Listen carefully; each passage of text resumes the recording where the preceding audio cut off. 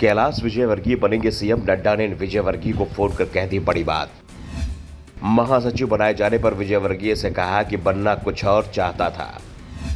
मध्य प्रदेश में शिवराज के सबसे बड़े प्रतिद्वंदी माने जाते हैं विजयवर्गीय।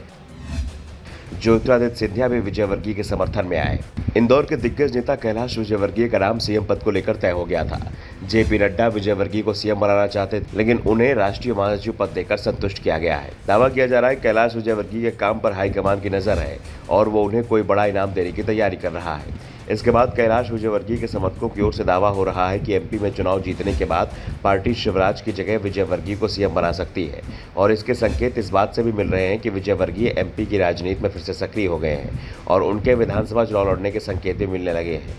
विजयवर्गीय को ज्योतिरादित्य सिंधिया का भी समर्थन हासिल होता दिखाई दे रहा है, जो कभी राजनीति में उनके सबसे बड़े विरोधी माने जाते थे।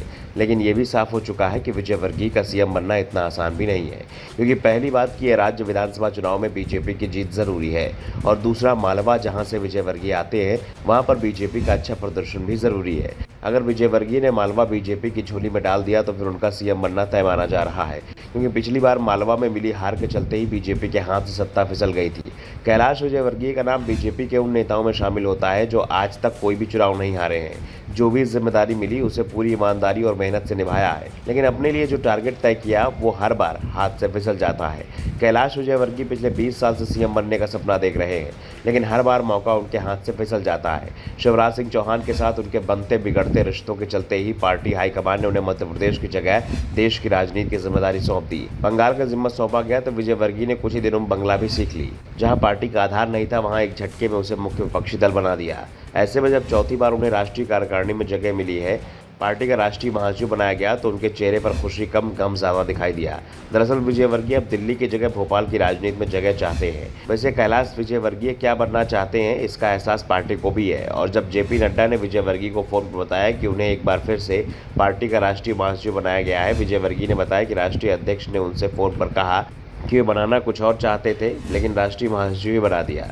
कैलाश विजयवर्गीय इन शब्दों के मायने राजनीति के दिग्गज अच्छी तरह निकाल रहे हैं। कहा जा रहा है कि शायद नड्डा विजयवर्गीय को उनके काम का इनाम देना चाहते थे और उन्हें राज्य का सीएम बनाना चाहते थे, लेकिन शायद उनकी कुछ मजबूरियां रही होंगी जिस कारण से विजयवर्गीय को दूसरी जिम्मेदारी देने की जगह पुरानी जगह पर ही बरकरार रखा गया है। इंदौर से अपने राजनीतिक जीवन की शुरुआत करने वाले कैलाश विजयवर्गीय नगर निगम से जनप्रतिनिधि के रूप में कदम आगे बढ़ाया था। इसके बाद वे इंदौर के मेयर बने, विधायक, मंत्री सहित कई पदों पर चुने गए। कैलाश विजयवर्गीय ने अपने राजनीतिक जीवन में हमेशा सबसे अलग पहचान बनाने की कोशिश की है। यही वजह रही कि उनकी उपस्थिति समय समय पर प्रदेश अध्यक्ष से लेकर मुख्यमंत्री पद की दौड़ में भी शामिल रही है। कैलाश विजयवर्गीय देश के उन नेताओं में शामिल हैं जिन्होंने राज्य सरकार में मंत्री और शहर के मेयर दोनों का दायित्व एक साथ निभाया हो और अपना कार्यकाल पूरा किया हो।